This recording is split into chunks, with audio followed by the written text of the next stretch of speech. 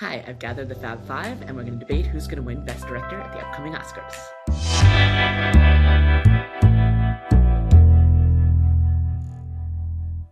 So let us talk about Best Director, which I think will bring us a good debate. I know that there's a front runner, and we have it in Brady Corbet, but there are a few other contenders with Sean Baker, Jacques Audiard, Coralie Fargeat, the lone female nominee, and James Mangold. And Thompson, give us your front runner and your potential spoiler. I do think Brady Corbet is going to win this one. God forbid I cite the Hollywood Reporters Roundtable, but it was very obvious to me in that situation with all the directors around there that he was the one who they respected and understood had done an extraordinary job. And he just spoke with such authority, such knowledge of how to shoot a movie. And he understood what all the other directors had to deal with. And he did something remarkable over 10 years with very little support. And he and Mona Fastvold, his life partner and writing partner, really delivered something extraordinary. So I think that's the first. And he used to be an actor, so he had a head start as a child actor. But I actually think that is the front runner. And if there is momentum right now, Jacques Audiard, you would say, is overdue. He's extraordinary. He's one of the great directors of our time. He's been nominated before in international. Everybody knows who he is. The issue here would be, would Mangold catch up? You know, that could be, there is a lot of love for A Complete Unknown, but we have to remember the foreign vote here. And I do think A Complete Unknown is more of an American picture. Scott Feinberg, what do you think? I agree with almost everything Ann said there. I think that, smart money right now is on Corbet, and we have seen, although the last couple of years with Oppenheimer and Everything Everywhere, picture directors stay together, but in the era of the preferential ballot, it's been not infrequent that you have a split there where picture is sort of, the one people like the most or what most widely, and director is the one where you say, that guy, how did he do it? Or that woman, how did they do it? And who had the toughest job. And I think, it's hard. It's not that directing a musical in a language other than your own is easy, but I think that when people, process the ambition and scope of The Brutalist, and just like, this is a guy out of like the mold of Orson Welles or something. He's so young, he's so ambitious, did this with $10 million. People literally gasp when they hear at Q&As and things, only $10 million, VistaVision, intermission, crazy stuff. So, right now, this week, everybody's kind of fixating on this AI thing. I don't think that's a necessarily going to change too much, but I think there is a lot of admiration for this guy and seeing where he'll go. And it's across the board. It's not just fellow directors. There are just organically, it's come up other actors who I didn't even remember had worked with him. Jude Law, can't say enough about this guy. He has nothing to do with this movie. Like I can't even remember. There were 2 or 3 other recent interviews where they're like, by the way, Sebastian Stan, another guy. So it's just like, obviously these are only a few examples. We got 10,000 voters, but it's kind of notable that, in a field of first time directing nominees, I don't think there's anybody who feels particularly overdue or whatever, and so it's going to be maybe more about just respect. Pete Hammond, what do you think?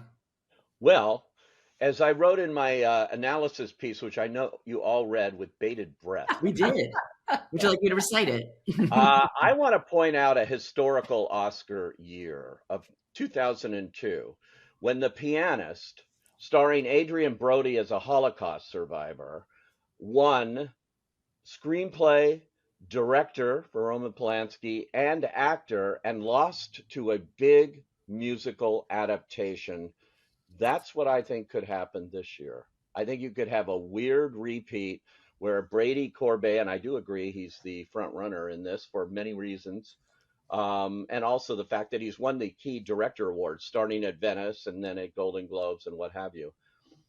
But I think this could happen again, just like this. And the preferential ballot's going to, determine that in the end, it may not be picture, but it may be these other things that they give it. So we'll see. And if it's not him, Jacques Audiard, I would have to say, would be the likely winner. Clayton, go ahead. Listen, yes, on paper, right now, today, Brady. It's hard to argue today. I've been having a hard time kind of wrapping my head around him. In the sense of, I love going through historical precedent. I love that Pete brought up 2002. I brought that up earlier in the season, and that was like kind of my play book of how Wicked would win in that way. But in Brady specifically being the split of a picture director thing, in the preferential ballot era, because it's hard to like go further back because we're at different times. It's hard to find a director that I need to know what else Brutalist is winning on that night that kind of justifies him just winning director. Now I know Jane Campion won by herself, but she's Jane Campion. Brady Corbet is not like a guy. When I say a guy, like in quotes, like there are like Guillermo del Toro when he was sweeping that season, and it wasn't a given that Shape of Water was winning Best Picture yet, but everyone like loves Guillermo. Like he had like a long history. Brady Corbet is fairly new to these 10,000 people. So if it's not him, it's then you start asking like, who is it? Is it Jacques? You know, he's like the French Martin Scorsese. Could they do it for him and then match up with Emilia? Sure. Sean Baker, when I talk about Anora winning Best Picture, the pathway I think it needs Sean to win Best Picture. And I think it needs Sean in director, because then I start thinking of John G. Avildsen for Rocky. Like could it be just like a random night where it's like picture director, screenplay, picture director editing, or whatever? Like that was Sean a real Baker, sweep, Rocky. Yeah. It had coattails. Well, no, because Cabaret like killed that night, like pretty much, and then Rocky just won that's picture a different director year. and Cabaret was 72. Wait, no, not Cabaret. What am I thinking of? 76. I feel like Rocky really did. President's Men, Network won actor, screenplay, and all the acting almost. And Rocky came in with editing, director, and picture. Yeah, it only won 3. Well, I just think like now looking at by the way, actually Cabaret, interesting. That's a split with the Godfather, because that also won actor and picture. I just think Cabaret was director and actress, which so you could have Sean and Mikey is your theory. Yeah. I need and this is how I always felt, and I think you guys feel the same. When you're making predictions, your predictions have to tell me a story. What happened on the night? So yes, we can predict it isolated and say, yeah, Brady's winning, but we know more than anyone that a lot of these Academy members do vote down the line. And not a majority of them, but there are a lot that do, and that tends to make a difference. So they have to actively, we like to think they're active thinkers of being like, yes, I'm voting for Brady Corbet because I think it's the best directed movie of the year. But it may just be difficult for them if they're to go just Brady, if they're not doing it in production or score or Adrian. I think it is going to win a bunch of below the line. It is. I mean, you've got a bunch of the production design and things like that. It could very well happen. I understand right. That's one I think it wins. Sure. The library also.